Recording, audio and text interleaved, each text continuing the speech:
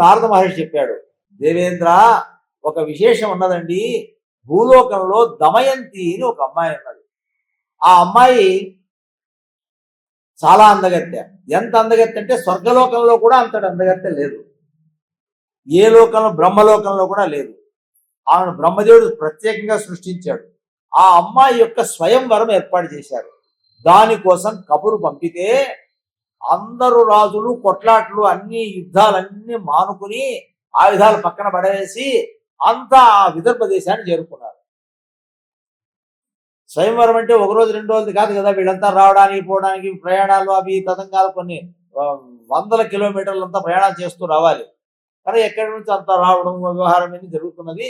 అందువల్ల ఒక్కడు పోట్లాడటం లేదు, యుద్ధమే లేదు భూలోకంలో అన్నాడు. ఓ అట్లనా, అంత బాగుందన్నాడు. అవునండి, చాలా ప్రత్యేకంగా ఉన్నది అన్నాడు. అట్లయితే ఆ మాట నారద మహర్షి ఇంద్రుడితో చెప్తున్న సమయంలోనే అగ్నిదేవుడు, వరుణదేవుడు, యమధర్మరాజు ముగ్గురు వచ్చారు.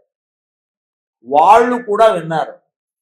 వాళ్ళు ఆశ్చర్యంగా అడిగారు, ఏమపా భూలోకంలో అమ్మాయి మానవుల్లో అంత అందగత్తె ఉంటుందా, ఏమిటి విశేషం ఇట్లా చెప్తున్నావు అంటే, లేదండి అవును ఇది జరిగింది వృత్తాంతంగా నారదుడు తుమ్ముడు ఇద్దరు చెప్పారు. వెంటనే ఇంద్రుడు, ఇదేదో నేను స్వయంగా ఉండి పరిశీలించదలుచుకున్నానని లేచినాడు. ఆయన ఆసనం నుంచి లేచేటప్పటికి అగ్నిదేవుడు లేచినాడు, యమధర్మరాజు లేచినాడు, వరుణదేవుడు లేచినాడు, నలుగురు దిక్పాలకులు లేచినాడు. అందరూ కలిసి మెల్లగా ప్రయాణం ప్రారంభించారు. వాళ్ళు భూలోకం వైపు నేరుగా వస్తూ ఉన్నారు. వస్తూ ఉంటే వాడు సరిగ్గా ఆకాశంలో, మనకు దేవతలకు మనకు చాలా తేడా ఏమిటంటే, దేవతలకు మనలాంటి శరీరాలు ఉండవని కాదు, కావాలంటే ఉంటాయి, లేదంటే లేదు. మనము రక్తము మాంసము ఎముకలతో కూడిన శరీరాలు మనవి. మన శరీరానికి కొన్ని ధర్మాలు ఉన్నాయి. మనకు రక్త ప్రసరణ కావాలి, మాంసం ఉండాలి, మనకు అనేక 9 నవవిధ ధాతువులు ఉండాలి శరీరంలో. అవన్నీ లోపించినప్పుడే మనకు అనేక వ్యాధులన్నీ వస్తూ ఉంటాయి. అందుకే ఏవో మందులు వేసుకుంటూ ఉంటాం మనం. మన జీవన విధానం వేరు, దేవతలు వేరు. దేవతలు నేరుగా భూమి మీద ఎప్పుడే కానీ దిగరు, బాగా గుర్తుపెట్టుకోండి. దేవతలు ఇక్కడికి ఎవరైనా వచ్చారనుకో, దేవతే అమ్మవారు వచ్చింది, మన ఎల్లమ్మ తల్లి వచ్చింది అనుకోండి, ఆ తల్లి నేరుగా నేల మీద నిలబడదు, ఆమె ఇంకెత్తులో ఉంటుంది. దేవతలు పైన ఉంటారు. ఆ విధంగా పైన ఉండేటట్టుగా ఉండే ప్రదేశంలో ఉండాలి. కనుక దేవతలు పైన రథం మీద వాళ్ళంతా ఉన్నారు, ఈ నలుడు కింద రథం మీద వెళ్తున్నాడు. అట్లా చూశాడు. చూచి వాళ్ళకి అర్థమైపోయింది, దేవతలకు తెలియని విషయం ఉన్నదా, ఓహో ఇతను కూడా స్వయం, అబ్బబ్బబ్బబ్బ ఇతను ఎంత అందంగా ఉన్నాడు, తప్పకుండా ఇతను ఈ పోటీలో నెగ్గుతాడు, ఈ స్వయంవరంలో ఇతనికే ఓట్లు పడతాయి, ఇతనే ఆ అమ్మాయి తప్పకుండా భర్త అవుతాడు. వాళ్ళకి అర్థమైపోయింది. అయినా వాళ్ళు ఏం చేశారంటే, ఇదిగో అబ్బాయి అన్నారు. ఆ నలమహారాజు వెంటనే చూస్తే దేవతలు కనిపించారు ఆయనకి. మహానుభావులారా నమస్కారము, వేదములలో శాస్త్రంలో నేను మంత్రరూపంతో దర్శించిన మీరు ఆకారంతో కనిపిస్తున్నారు నాకు అని ఇంద్రుడికి ఇంద్ర మంత్రం చెప్పాడు, అగ్ని మంత్రం చెప్పాడు, యమధర్మరాజు మంత్రం చెప్పారు. ఆ మంత్రపూర్వకంగా దేవతలు ధ్యానం చేశాడు. ఏమిటయ్యా వెళ్తున్నావు అన్నాడు. స్వయంవరానికి వెళ్తున్నానండి, వాళ్ళు కబురు పంపించారు కదా స్వయంవరం అన్నారు. అట్లనా, అట్లా నువ్వు ఒక పని చేయాలయ్యా, మాకు సహాయం చేయాలి, చేస్తావా అన్నారు. అనేటప్పుడు ఆశ్చర్యపోయినాడు. ప్రభు నేను మానవ మాత్రుని, భూలోకంలో ఉండేవాడిని, మీరు దేవతలు, మీరు అనుకుంటే ఏమైనా చేయగలరు, నేను మీకు సహాయం చేయడం ఏమిటి, మీరు అనుగ్రహిస్తారు మమ్మల్ని, అది కదా అన్నాడు. అంటే వాళ్ళని లేదు లేదు లేదు ఒక సహాయం చేయాలా, చేస్తావా, చేస్తాను అన్నాడు. చేస్తాను మాట అన్నావు, నోట్లో మాట అన్న తర్వాత ఈ మాట తప్పకూడదు, తప్పకుండా చేస్తాను. ఓ పని చేయి, ఆ రథాన్ని పక్కన పెట్టు, నేరుగా పోయి దమయంతి యొక్క అంతఃపురం అడ్రస్ చెప్తాం, అక్కడికి వెళ్ళు, అంతఃపురంలోకి దూరు, నేరుగా లోపలికి పో, అమ్మాయి దగ్గరికి పో, నేను ఇంద్రుడిని, నా గొప్పతనం అంతా ఆయన ముందర చెప్పు. ఇగో అగ్నిదేవుడు అన్నాడు, నా గొప్పతనం కూడా చెప్పమన్నాడు. యమధర్ముడు నా గొప్పతనం చెప్పమన్నాడు. వరుణుడు నా గొప్పతనం చెప్పన్నాడు. ఎందుకంటే వాళ్ళలో ఒక్కొక్కరు అద్భుతమైనటువంటి ప్రజ్ఞ, వేదములు శాస్త్రం వాళ్ళ గురించి అద్భుతంగా వర్ణించాయి మంత్రాల్లో. వాడు తమ దివ్య శక్తులతో వాళ్ళు వచ్చారు కదా, మా నలుగురు వచ్చాం, మేము కూడా స్వయంవరానికి వచ్చినట్టే. ఏమంటే వచ్చి ఆ గుంపులో కూర్చోము, మేము వస్తాం అక్కడికి, మాలో ఎవరో ఒకరిని పెళ్లి చేసుకోము. ఈ అమ్మాయి భూలోకంలో ఉండవలసిన అమ్మాయి కాదు, మేము మా లోకాలకు తీసుకుపోతాం, మేము పెళ్లి చేసుకుంటాం. దేవతలు కూడా మోహపడేంత అందగత్తే దమయంతి, బాగా గుర్తుపెట్టుకోండి. ఆ అమ్మాయి గురించి మా గురించి ఆమెకు ప్రేమ పుట్టేటట్టు నువ్వు చెప్పాలా, ఎందుకంటే నీకు అన్ని విద్యలు వస్తాయి, నువ్వు ఏ విద్య అయినా సరే చెప్పచ్చు అన్నాడు. స్వామి ఏమీ అన్యాయం, దేవతలు ఇట్లా అన్యాయం చేస్తారా? నేను పెళ్లి చేసుకోవడానికి పోతుంటే నాకు కాబోయే పెళ్ళాన్ని మీరు నేను చేసుకుంటా అంటున్నారు, ఏంటిది ఇట్లా చెబుతున్నారే? అయినా నేను చేస్తానన్నావుగా, మాట తప్పకూడదు, అది చేస్తాను. ఎట్లా చేయాలండి? అంతఃపురానికి ఒక మర్యాద ఉంటుంది, అందులో ఆడవాళ్ళు ఉండేటువంటి ప్రదేశానికి ఇంకా భద్రత ఎక్కువ ఉంటుంది. నేనా ఒక దేశపు రాజు చక్రవర్తిని, నేను నా హోదా, నా మర్యాద, నా స్థానం వేరు. నేను నేరుగా పోయి వాళ్ళ నాన్నగారి దగ్గర సభలో పోతే రాజులు ఇచ్చుకునే మర్యాదలు వేరే ఉంటాయి. అట్లా వెళ్ళాలి. కానీ అంతఃపురంలో దొంగలాగా నేను దూరి అందులో అమ్మాయి దగ్గర పోయి పర్సనల్గా మాట్లాడడం, ఇది ఏమన్నా పనే? ఎట్లా మాట్లాడతారండి మీరు? ఇట్లా చేస్తే ఎట్లా అన్నారు. మాకు అవన్నీ తెలియదు, నువ్వు చేయాలన్నారు. ఇట్లా చెప్పండి, మీరే దేవతలు కదా అన్నాడు. సరే నీకు ఉపాయం చెబుతాం విను.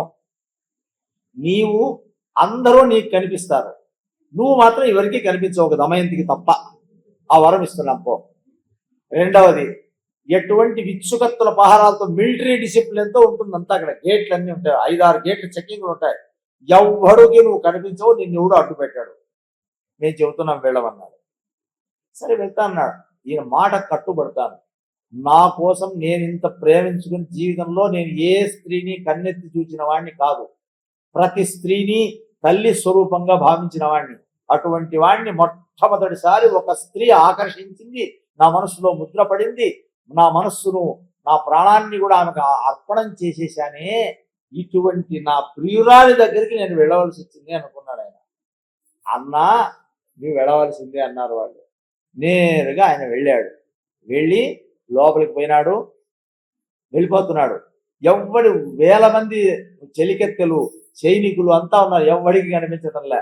నేరుగా అద్భుతమైనటువంటి భవనం అది. మన అనంతపురం టౌన్ అంత ఉంటుంది, వాళ్ళ అంతపురం అంటే ఒక ఇల్లు 2 ఇండ్లు ఉండేటివి కావు, పెద్ద ఇది ఉంటుంది, కాలనీ ఉన్నట్టు ఉంటుంది. వెళ్ళిపోయినాడు ఆయన.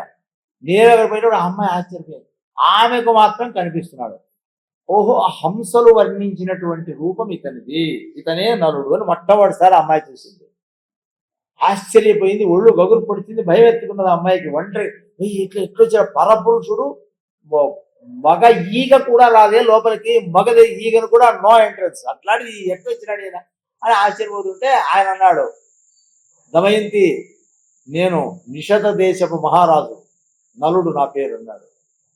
ఆమె చూసి ఆశ్చర్యపోయింది. నీవు దమయంతి అని నాకు తెలుస్తున్నది, నీ కోసం వరించడానికి స్వర్గలోకం నుంచి దేవేంద్రుడు వచ్చాడు, వరుణలోకం నుంచి వరుణ వచ్చాడు, యమలోకం నుంచి యమధర్మరాజు వచ్చాడు, అగ్నిలోకం నుంచి అగ్నిదేవుడు వచ్చాడు. వాడు నలుగురు ఇలాంటి మహానుభావులు అన్ని చెప్పాడు ఆయన. ఒళ్ళు దాచుకోకుండా, ఏది కప్పిపుచ్చకుండా, వాడు మహానుభావులు, దేవతలు, అద్భుతమైనటువంటి తేజస్ సంపన్నులు, వాళ్ళు నిన్ను ఇష్టపడ్డారు, నువ్వు ఎవరో ఒకరిని వాళ్ళను వరించాలి అని మ్యాచ్ ఫిక్సింగ్ చేసేదానికి వచ్చినాడు ఆయన. ముందుగానే అగ్రిమెంట్ చేసుకోవడానికి.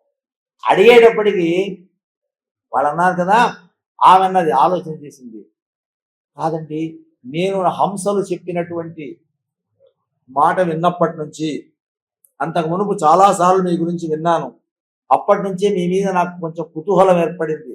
కానీ హంస మాత్రం నా మనసులో ముద్ర పడేటట్టు మీ రూప లావణ్య సౌందర్యాలు చెప్పింది, మీ గాంభీర్యము, మీ ధైర్య ఔదార్యాది గుణాలు అవన్నింటినీ నేను విన్నాను కదా, నిన్నే భర్తగా నేను భావించేశాను. ఒక్కసారి మనసులో వరించిన తర్వాత నేను పరస్త్రీని అయిపోయినా వాళ్ళకి, నా భర్తను తప్ప నేను మరొక్కరిని స్మరించను, ఇది పతివ్రత ధర్మం అని ఆమె అక్కడే మొట్టమొదలు పెట్టింది. చూడండి, నేను మహాపతివ్రతను, నేను ఇంకా వేరే చెయ్యను ఇట్లా అన్నాడు.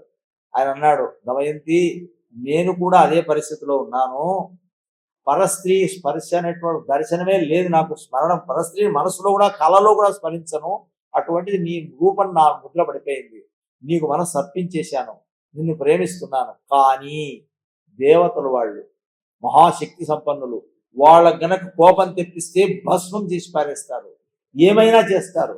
అగ్నిదేవుడేమి సామాన్యుడా, వరుణుడు సామాన్యుడా, వాళ్ళు మహా గొప్పవాళ్ళు, కనుక తప్పదు, ఈ కష్ట పరిస్థితుల్లో నీవెవరో ఒకరిని భరించవలసింది అన్నది. అప్పుడు ఆ అమ్మాయి ఒక్క క్షణం ఆలోచించింది. ఆమె సర్వశాస్త్రములు ఆ వయస్సుకే చదువుకున్నది అమ్మాయి, మహా సరస్వతి ఉపాసకురాలు, బాగా గుర్తుపెట్టుకోండి. ఈ దమయంతి మహాసరస్వతీదేవి యొక్క ఉపాసకురాలు. తలుచుకున్న వెంటనే సరస్వతీదేవి ఆమెకు అనుగ్రహిస్తుంది. అందువల్ల ఆమె ఏమన్నదంటే మహాసరస్వతిని ఒకసారి మనసులో ధ్యానం చేసింది. వెంటనే సరస్వతీదేవి బుద్ధిలో ప్రేరేపణ కలిగించింది ఒక ఆలోచన. ఒక పని చేద్దాం మహారాజా, ఒక పని చేద్దాం. మీరు మీరు వచ్చి నాకు అన్నీ చెప్పాను, వాళ్ళకి చెప్పండి. ఆమె సరే ఒక పని చేయండి, మీ నలుగురు కూడాను స్వయంవర సభలోకి రావాలి. అది ఎందుకంటే స్వయంవర సభ కదా మా నాన్నగారు ఏర్పాటు చేశారు. అందరితో పాటు మీరు లైన్లో నిలబడండి, క్యూలో. అంతే, బాగుందే. మీ స్పెషల్ ఏమిటి? మీకు విఐపి ఎంట్రన్స్ ఏం లేదు, మీరు వాళ్ళతో పాటు కూర్చోండి. నేను ఆ సందర్భంలో నాకు ఎవరిని బుద్ధి పుడితే నేను వారిని భరిస్తా, అది నా ఇష్టము. నా హక్కును ఎవరు కాదనే వాళ్ళు లేరు కదా. స్వయంవరం అంటే ఏమిటి? నా మనసుకు నచ్చిన వాడిని నేను పూలహారం వేస్తా. నా చేతిలో ఉన్న పూలహారాన్ని ఎవరిని ఇష్టపడితే వాడిని మెళ్ళో వేస్తాను. అది వచ్చి కూర్చోమనండి అని చెప్పండి. అట్లా చెప్పినట్లయితే మీ మీద తప్పు ఉండదు, నా మీద తప్పు ఉండదు, వెళ్ళండి అన్నాడు. సరే అన్నాడు ఆయన. ఆయన మళ్ళీ వెళ్ళిపోయినాడు. అయ్యా, ఇది జరిగిన వృత్తాంతం అని దేవతలందరికీ వివరించాడు. వివరిస్తే అప్పుడు వాళ్ళు, నువ్వు అబద్ధం చెప్పడం లేదు, మాకు అన్నీ అర్థమవుతున్నాయి, మాకు తెలియని విషయం లేదు. సరే, రేపు ఎన్ని గంటలకు ముహూర్తం పెట్టారు, ఆ సమయానికి మేము ఆ స్వయంవర మహామండపానికి మేము బయలుదేరుతాం అన్నాడు. సరే, ఇంక మీరు అడిగిన సహాయం చేస్తానన్నాను, చేసేసాను, ఇంక నా డ్యూటీ అయిపోయింది, నాకు అనుమతిస్తే నేను వెళ్తానన్నాడు. సరే నువ్వు పో అన్నారు వాళ్ళు. అప్పుడు నలమహారాజు తన విడి ఇంటికి ఆయనకి ఏర్పాటు చేసిన విడి చోటికి పోయి ఆయనంతా కూడా ఇంకా ఆయన వ్యక్తిగతమైన పనులన్నీ చేసుకుంటూ ఆయన ఉన్నాడు. ఇక్కడ వీళ్ళు ఏర్పాటు చేశారు. ఇక స్వయంవరం ప్రారంభం అవుతున్నది. ఇది ఈ రోజుకి ఇక్కడితో ప్రవచనం ముగుస్తుంది. ఎందుకంటే ఒక టైం పెట్టుకోవాలి. మన నా పాటి నేను చెప్పుకుంటూ ఉండరాదు. ఒక్క రోజులో చెప్పాలి, లేదా 3 రోజులు చెప్పాలి, లేదా 5 రోజులు చెప్పాలి, లేదా 7 రోజులు చెప్పాలి, లేదా 9 రోజులు చెప్పాలి. పారాయణం చేయాలంటే దీనికి ఒక నియమం ఉన్నది. ఇంకొక విశేషాంశం ఏమిటంటే, ఇక్కడ మహాభారతం చెప్పేటప్పుడు ఒక ఆసనం వేసి, ఒక ముగ్గు వేసి, ఒక చిన్న పీట పెట్టి ఉండాలి. అది నేను పొరపాటు జరిగింది, ఈరోజు పెట్టాలి. ఎందుకంటే సుందరకాండ రామాయణం చెప్పేటప్పుడు ఒక ప్రత్యేక ఆసనం వేసి ముగ్గు వేసి పెడతారు. ఎందుకు పెడతారంటే ఆంజనేయ స్వామి వారు వచ్చి అక్కడ కూర్చొని వింటారు. ఇప్పటికే మాలాంటి ఏమీ రాని వాళ్ళు చెప్పినా వాళ్ళు అవి చూడరు. వాళ్ళు రామకథ అంటే ఆంజనేయ స్వామి వస్తాడు. అట్లాగే మహాభారతం చెప్పేటప్పుడు అశ్వత్థామ వస్తారు. అశ్వత్థామ వచ్చి కూర్చొని వింటారట. కనుక ఇంకొక విశేషం, మనమంతా ఇక్కడ కూర్చొని చెప్పుకుంటున్నామంటే మన పాటికి మనకు చెవులు పనిచేస్తున్నాయి, ఏదో వింటూ ఉంటాం, బుర్రలో ఆలోచన చేస్తూ ఏదో చేస్తుంటాం. కానీ దేవతలు వచ్చింది పోయింది మనం గమనించలేము. వాళ్ళు తప్పకుండా ఉంటారు, వాళ్ళు వింటారు. అందువల్లనే దీక్షగా మా సారథి గారికి చెప్పాను, మనం దీక్షగా చేసేటప్పుడు అయా వినేవాళ్ళు కొన్ని నియమాలు పాటించాలి, చెప్పేవాళ్ళు నియమాలు పాటించాలి. తినరాని వస్తువులు తినకూడదు, తాగరాని వస్తువులు తాగరాదు, చేయరాని పనులు చేయరాదు, నిష్టగా ఉండండి అని అనుకున్నాము. ఆది సోమ మంగళ బుధ గురువారంతో ఇది ముగించేటట్టుగా ఒక ప్లాన్ చేసుకుంటున్నాము. కొంచెం అటు ఇటుగా ఈరోజు ఉపోద్ఘాతం మొదలైన అంశాలు ఉన్నాయి కనుక వాటిన్నింటినీ చెప్పాను. ఇక కథాభాగంలోకి వెళ్ళిన తరువాత దాని మాధుర్యమే వేరే, మనం ఎప్పుడు విని ఉండం. ఇది చాలా విశేషమైనటువంటి గొప్ప సద్గ్రంథము. దీన్ని వినడం చేత సమస్త పాపములు పటాపంచలవుతాయి. ప్రతి వాళ్ళు కృష్ణస్వామిని మనస్సును ధ్యానం చేయండి. మహాభారతానికి నాయకుడు ఎవరంటే దుర్యోధనుడా, ధర్మరాజా, ఎవరు నాయకుడు, హీరో ఎవరంటే కృష్ణుడే అని తీర్మానం చేశారు. అందుకే కృష్ణస్వామిని పెట్టు ఉన్నాం. కృష్ణ సాక్షాత్ శ్రీకృష్ణ పరమాత్మ. ఆ మహానుభావుడి యొక్క చెల్లెలే ఆ తల్లి ఎల్లమ్మ తల్లి. కృష్ణస్వామికి చెల్లిగా కృష్ణ సోదరి కదా ఆమె, వాళ్ళ అన్నా చెల్లెలిద్దరు. ఇంకొక విశేషం ఏమిటంటే ఒరిస్సాలో పూరి జగన్నాథ్లో సుభద్ర కృష్ణ పరమాత్మ వాళ్ళు కూడా అన్న చెల్లెళ్ళు చూడండి. బలభద్రుడు బలరాముడు వాడు ముగ్గురు ప్రారంభమయ్యారు. ఆ సమయంలోనే ఇది అనుకోకుండా, ఇది చాలా కాలంగా సారథి గారు కోరుతున్నా ఇప్పటికి కుదిరిందంటే ఇది దైవ సంకల్పం అనే అనుకుంటున్నాను.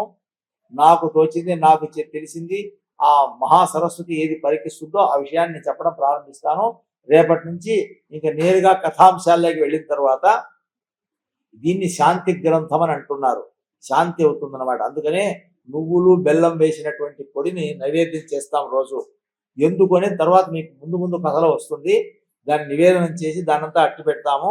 మీకు చివరి రోజు అందరికీ ప్రసాదంగా మనం వినియోగం చేద్దాము. ఇంకొకటి, రేపు వాళ్ళిద్దరి యొక్క స్వయంవర సందర్భంలో ఒక కొబ్బరికాయ కొట్టాల్సి వస్తుంది. ఒక కొబ్బరికాయ స్పేర్గా మనం పెట్టుకునే ఉండాలి. మంగళహారతి సిద్ధంగా కర్పూరం ఉండాలి. ఆ సందర్భంలో వీళ్ళు కలిసినప్పుడు ఒకటి, విడిపోయినప్పుడు ఒకటి, కలిపురుషుడు ప్రవేశించినప్పుడు ఒకటి, మళ్ళీ అనేక సందర్భాల్లో చాలా దుఃఖకరమైన సన్నివేశాలు రాబోతాయి. కంట నీళ్లు పెట్టించేటువంటి అద్భుతమైనటువంటి హృదయ విదారక సన్నివేశాలు వస్తాయి మనకు. ఇలాంటివన్నీ వచ్చేసి అందుకే శాంతి గ్రంథం అన్నారు ఇది. ఆ విధంగా నేను చెప్పడం చేత ఇంట్లో శాంతి సౌభాగ్యాలు వస్తాయి. నా అభిప్రాయం, మీ అందరూ కూడా మీకు తెలిసిన వాళ్ళు, మీకు అనుకూలమైన వాళ్ళు ఉంటే వాళ్ళందరినీ పిలుచుకురాండి. ఎందుకు పిలుచుకురాండి అని అంటున్నానంటే, ఎంతమందికి ఈ ధర్మ ప్రచారం చెప్తామో సమాజంలోకి వెళ్తే ఈ దేశంలో చుట్టుపక్కలటువంటి కలి వాతావరణం పోతుంది, దేశం అధర్మం తొలగిపోతుంది, ధర్మం జయిస్తుంది. మన దేశం బాగుండాలి. అందులో ముఖ్యంగా వయస్సులో ఉన్నవాళ్ళు, చిన్నపిల్లలు, అలాంటి వాళ్ళు బాగా వినాలి. వింటే వాళ్ళు ధర్మాన్ని ఆచరిస్తారు. 60 ఏళ్ళు భయపడ్డ వాళ్ళు, 50 ఏళ్ళు దాటిన వాళ్ళు, శరీరం సహకరించి వాళ్ళ ధర్మం విని ప్రయోజనం ఏముంది? చేయలేరు. కాబట్టి చిన్నపిల్లల్లో ఈ ధర్మాసక్తి పెంచుదాము. వేదంలో ఏమున్నదో అదే భారతంలో ఉన్నది. భారతంలో ఏమున్నదో దాని సారాంశము అడుగడుగున సారం పర్వణి అడుగడుగున అదే సారాంశం ఉంటుంది. ఆ ధర్మం యొక్క సూక్ష్మాలు, ధర్మ స్వరూపాలు అవన్నీ కూడా మనకు చిత్రాతి చిత్రంగా కనిపించబోతున్నాయి. రేపటి రోజు ఇంత తతంగం ఆలస్యం చేయకుండా మేము 6 కంటే 6కు ప్రారంభిస్తాము. 7-7:30 లోపల ఖచ్చితంగా ముగించేటట్టుగా పెట్టుకుంటాము. ఎందుకంటే అందరూ మళ్ళీ ఇళ్ళకి వెళ్ళడానికి సౌకర్యంగా ఉండాలన్న అభిప్రాయంతో అలా అనుకుంటున్నామండి. మీకు అందరికీ అనుకూలం ఉందనే భావిస్తున్నాము. తప్పకుండా ఈ కృష్ణ పరమాత్మ మనం చదువుతున్నటువంటి నలమహారాజు యొక్క చరిత్ర యొక్క ఫలితాన్ని మనకు అందించుగాక, ఇది సక్రమంగా జరుగుగాక అని ప్రార్థిస్తూ, స్వస్తి ప్రజాభ్య పరిపాలయంతాం న్యాయేన మార్గేణ మహిమహీషాః గోబ్రాహ్మణేభ్యః శుభమస్తు నిత్యం లోకాః సమస్తాః సుఖినో భవంతు. సర్వం శ్రీకృష్ణార్పణమస్తు. స్వస్తి. Thanks for watching. Please comment, like, share and subscribe our channel.